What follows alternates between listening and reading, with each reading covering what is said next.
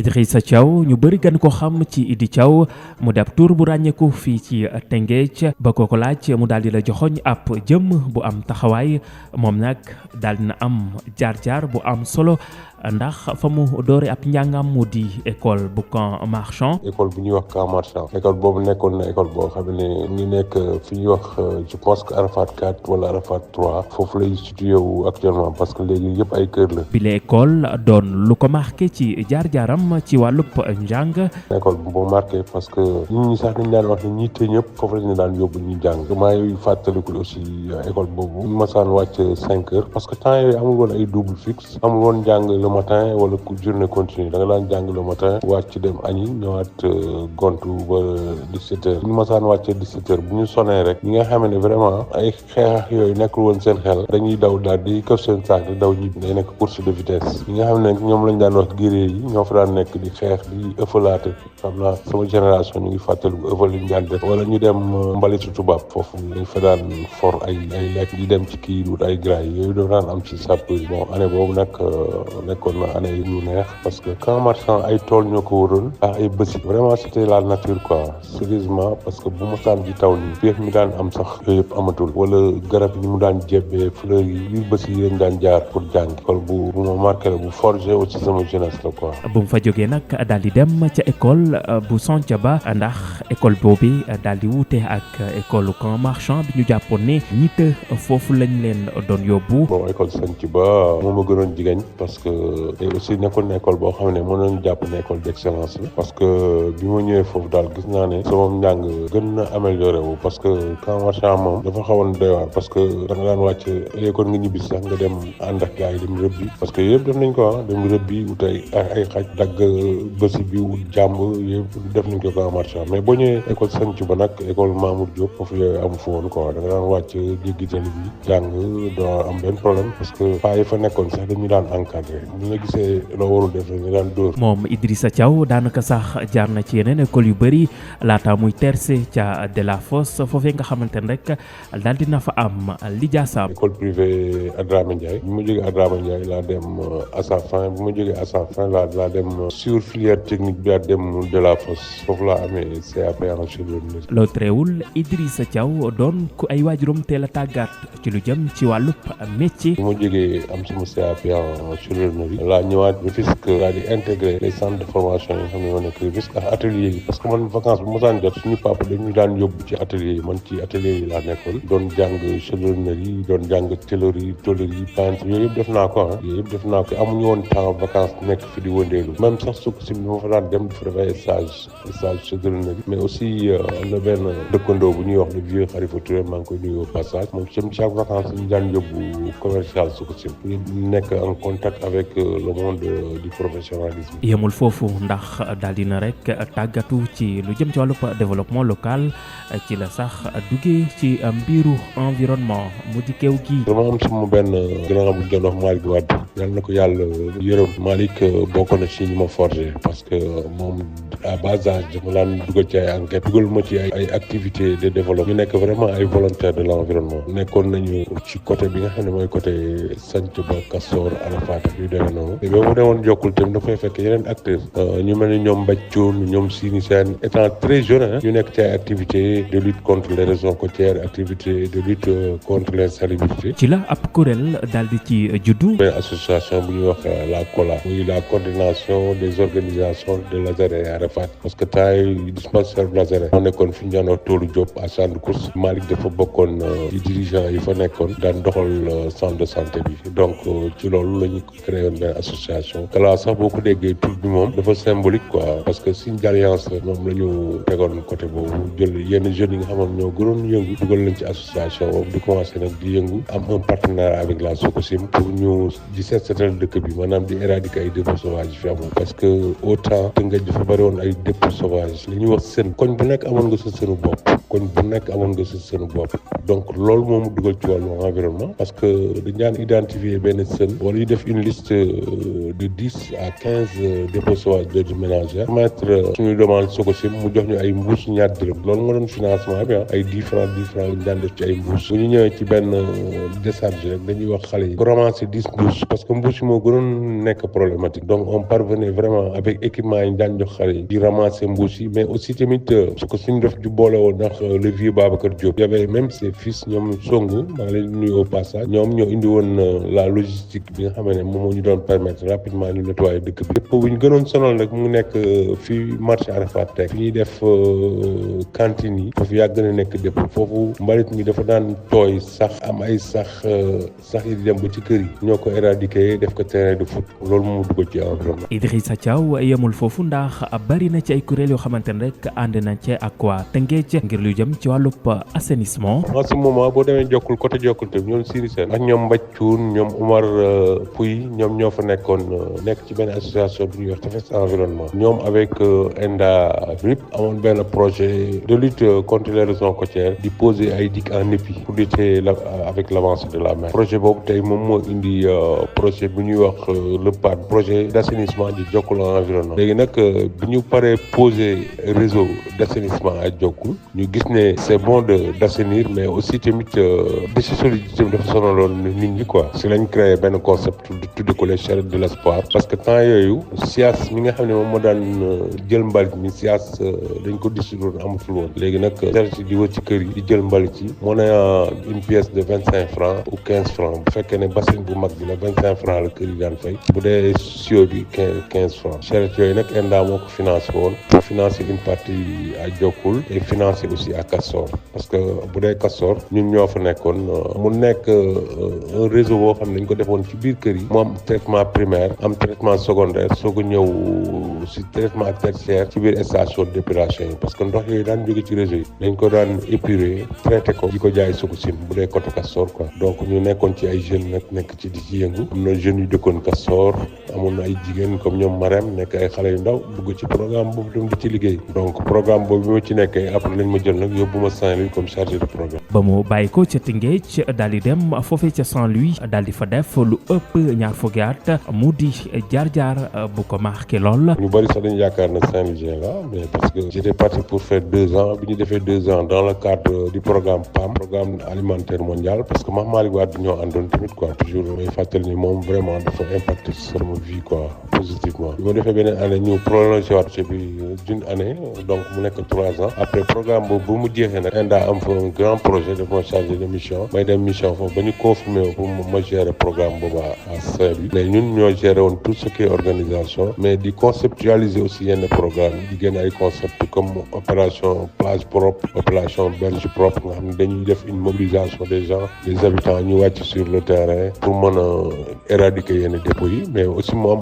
un accompagnement ci wàllu formation en compostage formation en généralité des déchets donc Saint-Louis yàgg naa fi trop parce que programme boo xam ne saa yu ma saan jeexee dañ koy renouveler quoi. terewul moom Idrissa Thiaw la mu nekk Saint-Louis yëpp tànkam mu ngi woon ci liggéey jëm ci wàllu Tëngéej. li ma nekk Saint-Louis yëpp damay dem ci yeneen programme parce que il m'arrivait de venir à Rufisque travailler dans le cadre de la coopération Rufisque-Nantes parce que liggéey naa ci yu bëree bëri parce que gis nga tubaab yi daan jógee Nantes les étudiants yi daan jógee Nantes bu ñu ñëwee am na ci ñoo xam ne dañ daan toog sax duñu am sujet parce que genre stage dañ daan ñëw mais bu ñuy ñëwee fii maison de l'éclaireur la ñuy dal temps yooyu itam ENDA dafa nekkoon en collaboration avec la ville de Rufisque donc stagiaires yu bëri man maa leen daan bindal sujet ànd ak ñoom sur le terrain encadré leen ba seen stage jeex ñu daan ñëw Saint-Louis di dem ay Ngor di dem ay Mbëbës ba léegi am na ci ay stagiaires yoo xam ne am naa ñoom ay relations parce que il m'arrive sax ma voyager nit ñi yaakaar ne peut-être ci xaalisu maire yi lay voyager parce que je suis conseiller technique à la commune de Rufisque mais des fois ñoom ñoo mooy invité quoi ci yenn conférence yi may dem di projeté di waxtaan quoi ci yenn séminaire yi am na ci yoo xam ne vraiment gisatuma leen mais am na ci xam ne maa ngi gis ba léegi quoi. bu weesoo liggéey mooy amal ci biir xew mi moom Idrissa Thiaw génn na dem biti xew ngir ay mission jëm ci wàllub liggéey bi. dem naa fi Burkina parce que ENDA tamit dafa amoon un projet boo xam ne man maa géré woon tout ce qui est communication et tout ce qui est formation programme boobu ñu koy wax appui à l'assainissement pour 9 villes africaines francophones donc nekkoon na projet bu am solo boo xam ne affaire assainissement la woon en gestion des déchets en même temps programme boobu tamit m'arrivait may dem ay mission formation bu ma demee def ko 1 mois 2 mois ñibbi si waale parce que amoon na ay jeunes yoo xam ne tamit vraiment ci dëkk yooyu ñu ngi doon soog a dugg ci thématique environnement yi donc man maa demoon doon leen former ci yooyu quoi bi ma fa jógee tamit il m'arrivait ba dem ay Cameroun former fi tamit dans le même projet may former ces mêmes jeunes pour ñu dugal leen ci imprégner leen dans la thématique de l'assainissement aussi dans la thématique de la valorisation des déchets. mu nekkoon expérience bu xaw a doy waar buñ sukkandikoo ci moom Idrissa Thiaw. je me rappelle ba demee Cameroun moment yooyu moon na temps yoo xamee ne classico bi am ni tey entre Real Barça lu yàgg la quoi parce que temps yooyu Jérémy Ndiaye mu ngi doon football Real Eto'o doon football fi nga xam ne moom mooy Barcelone gis nga Eto'o parce que dafa financé woon toute sa communauté ñi nga xam ne ñooy def coiffure ñooy wat yu demee noonu donc j'étais la seule personne boo xam ne da doon fréquenter les deux groupes mais da nga gis dañ la histoire da daan am sax man dama fa daan nekk di arranger quoi donc pour wan ne vraiment Sénégal yàgg na nekk dëkk bu am jàmm dëkk bu ñu respecté aussi à l'extérieur jour bi may ñibbisi ñi leen jënd ay maillot njitab mayam ñi jënd ay maillot Eto'o mayam gis naa ne Burkina aussi moo nekk dëkk bi gën a bëgg Sénégalais foofu moom vraiment les Sénégalais sont appelés alaaji forum ba alaaji rek la ñuy wax te foofu tam am naa fa benn expérience parce que Chantal la femme de Blaise dafa am ay Sénégalais yu doon liggéey ci ñoom ci wàllu couture coiffure parce que dafa amoon benn salon bu mag benn jour benn mariage am fa femme bi ma daan añee këram ñuy wax Awa Diop mu ngi nekkoon booru place de Yenenga foofu laa mos a rencontré Idrissa Ouedraogo boo amee fibre culturelle Idrissa Ouedraogo joué na ci dara quoi parce que suñu rencontre boobu waaw daf ma éveillé daf ma yee ci yu bare et il connaissait bien Rufisque aussi et l'histoire des 4 communes waaw parce que xam nga ñoom ay artistes yu gëstu lañ quoi bu ma ñëwee ci mariage bu sénégalaise boobu doon liggéey ak Chantal la femme du président Blaise dama ñëw mu am benn climat bu fa am parce que ki nga waroon décorer mariage bi ñëwul woon quoi léegi nag ñoom il faut que ñu am ku mën a décorer mariage et je me suis porté volontaire mariage boobu maa ko décorer dama amoon benn expérience boo ma sa xool ñuy wax As Ndiaye dëkkoon Sanc ba kër El Hadj Daouda Ndiaye sama cousin la sax quoi moom dama ma sa fekk muy décorer jënd ay mouchoir yu weex yi nii jënd ay peinture yu jënd ay or la ma jàng ci moom ci gis-gis ni rek moom laa jël rek répliqué ko décorer mariage bi vraiment mu nekk expérience boo xam ne dañ naa loo jéemul rek doo ko mën quoi. ba mu jógee ca Burkina ci la daal di ñëwee ca Saint-Louis tàggat fa ay ndaw yu bëri. programme bi processus d'amélioration durable de l'environnement lu ma neex la tamit parce que j'ai formé beaucoup de jeunes Saint-Louisiens yoo xam ne actuellement nii ñenn ñi nekk na ay formateurs ñenn ñi voyagé nañu. Saint-Louis googee doon lu ko marqué lool. je suis arrivé ay 1h du matin 2h à Saint-Louis mu ñëwee Saint-Louis xamoo fi kenn ñu yóbbu ma sud bi ma laajte lañ ma yóbbu sud benn maison ma dal foofu pour fanaan bi ma xëyee suba j'ai su que cette maison était une maison de passe li ma tëddee maa ngi gis couple yi dugg fi génn quoi j'ai rien compris bi ma xëyee suba nag laa xam loolu ma ne man maa ngi fi ñëw bon Malick ñu diwaat na Rufisque mais man xaw ma fi kenn xaw ma fan laay fanaan léegi nag sama xel nekk ci la troupe bu ñoom Marie Madeleine ma ne non bàyyi mu jubal rajo ba fekk fa ndem ci yàlla Golbert ñu waxtaan expliqué ma ne ko man di démb laa fi ñëw te expliqué ko daal ci la jëlee téléphone am benn délégué de quartier bu dëkk au nord le vieux Yade yàlla na ko yàlla yëgal moom tamit mu recevoir ma boole ma fi ma jëkk dëkk Saint-Louis te fa ma jëkk dëkk Saint-Louis c'est devenu ma famille parce que 3 mois laa def borom kër gi ne ma bul fayet fi ma doon bindee añ tamit ñu ne ma noo garaaw bul fayet parce que dama ñëw rek vraiment bokk ci koñ bi quoi te boobu léegi sax ku may seet Saint-Louis foofu may seet sama famille foofu lu nekkoon. ci atum 2003 ci la jóge Saint-Louis daal di ñëwaat fii ci Tëngéej teewul itamit mu daal di dellu ca Saint-Louis. li ma indiwaat Rufisque sax le maire Albert Ndoye si la bokk parce que je me rappelle dans le cadre de la coopération Rufisque Kayfinding dafa noonu lañ tuddee dafa amoon ay projection yu ñu doon def ñu jëloon ma nag pour ma projeter les charrettes de l'espoir ba parce que loolu dañ ko documenté woon si ma defoon ci benn présentation PowerPoint pour les cap bi max Sini sax ñoo def projection bi ñu paree nag Sini présenté ma Albert xamoon Albert parce que j'ai dû à Saint-Louis xamoon na sama ay frères yi nga xam ne dañ doon football quoi ñoom Mbaye Thiaw ñoom Ibou Thiaw ñoom bi ma paree loolu ma ñëwaat Saint-Louis pour un autre programme mais programme boobu c'était seulement des programmes de formation bu ñu doon defal yeneen jeunes mais aussi les caisses de crédit pour ñuy jaay le produit assainissement. ci noonu la ñëwaatee fii ci Tëngéej doon ab conseil technique ci jamono yàlla Ndoye ba jon yàlla tey jii. bi ma ñëwaat ci Rufisque nag loolu laa ànd si ni dem seeti Albé quoi Albé ne ma est-ce que yow tu es prêt pour venir nous accompagner ma ne ko oui pourquoi pas après si ma defee conseil technique quoi ma koy jàppale te conseil technique bi ba léegi moom may continuer avec le maire Limane Sakho Sembène qui a eu confiance à moi aussi tamit quoi xam nga mais confiance kenn du ko amee noonu doo nit du ñëw rek nga am confiance ci moom il faut nga xool li muy liggéey ndax amal na la njëriñ et aussi li nga koy conseiller ndax xam na la njëriñ donc expérience bi ma am ñëpp doo ko mettre à la disposition de l'ensemble des maires de Rufisque parce qu'il m'arrive ma waxtaan ak le maire de la ville aussi ku mel ni Assou Gueye avant Assou Gueye te maar dañ daan ànd ay mission yu bari dama daan toog rek mu ne ma est-ce que tu es libre mu ne ko waaw mu ne ma soxla naa lii defal ma lii vraiment mu nekkoon nit ku baax a baax. moom mi di Idrissa Thiaw lu jëm ci wàllu politique du ay mbiram. mais nag pour dire que moi je ne fais pas de la politique parce que option la bu ñëpp respecté tamit quoi parce que je pense que le développement c'est une forme de politique daf lay permettre nga mën a liggéey ñëpp aussi loolu lu am solo la li ma jàpp quoi. xam-xam ak expérience ba mu am tax na ñu daal di ko jox gëddëm. daf ma jàppale ci lu bëree bëri daf may ndel lu bëree bëri il m'arrive sax ma ñëw foo xam ne dañuy téye nit ñi di leen filtrer mais dañ may wax ne monsieur Thiaw yow dugal doo am benn problème sérieusement daf may dimbali lu bëree bëri même sax sama demande visa yi demee noonu bu ma argumenté bindee rek moo demee du ma am benn problème incha allah même à voyage à l'extérieur des fois da ngay jékki-jékki posté benn photo rek ñoo nekk foofu ñoo lay xëccoo na laa ñëwal daal ci manax bi demee noonu quoi parce que j'ai fait beaucoup de bénévolat aw ma alal nag mais alal bi ma am mooy nit ñi. loolay waral sax ba rakam ji di Alassane Thiaw daal di def ay seede ci moom. jeune frère de Idi Thiaw ñu bokk ci famille bu large am ay frères ay sœurs Pape Youssou Thiaw ak Binta Ndiaye Gueye jur ñu donc on est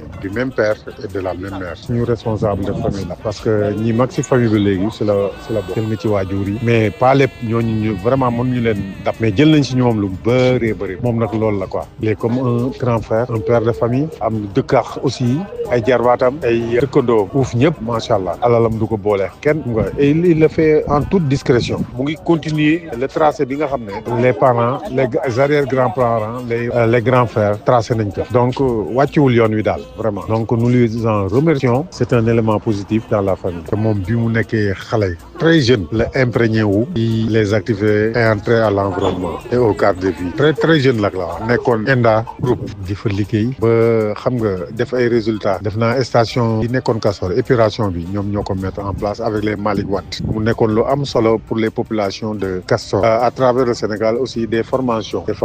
en environnement et en écologie mu nekk un homme du sérail et il a été formé à la bonne école aussi mu bëgg li ñuy wax environnement moo tax il voyage un peu partout dans le monde am ay partenaires et aussi di faire profiter ces expériences à la jeune génération di encadrer xam nga des populations des conseils de quartier donc à travers Saint-Louis Joal ba ci Rufisque bi li ñuy wax bi ZEC bi zone écologique concertée nga xam ne foofu dañuy def avec le quartier en relation avec le quartier le triage des déchets mën ko recycler après mu ngi aussi liggéey ci épuration des eaux et cetera bari na daal domaine yi nga xam ne mu ngi exceller foofu ce qui lui a valu xam nga des résultats mais prix de reconnaissance mais daal xam naa ne parmi les experts spécialistes en matière d'environnement bu ñuy citer 5 moom mu ngi ci biir boole kaax sérieux nag boole kaax professionnalisme boole kaax doylu mooy valeurs yi nga xam ne dañ ko inculquer au niveau familial donc alal jiitulu ko fekkoon ne loolu la am na ay étages yu bëri am ay biens yu bëri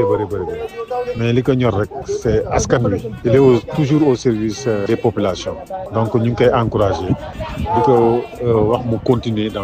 sur le plan culturel aussi je peux parler de la même chose xam nga am na ingéniosité man acteur culturel la comme moom ngir way di jàppale communes yi wala sax ba moom Idi Thiaw amu daal di rek amal wala sax créer expérience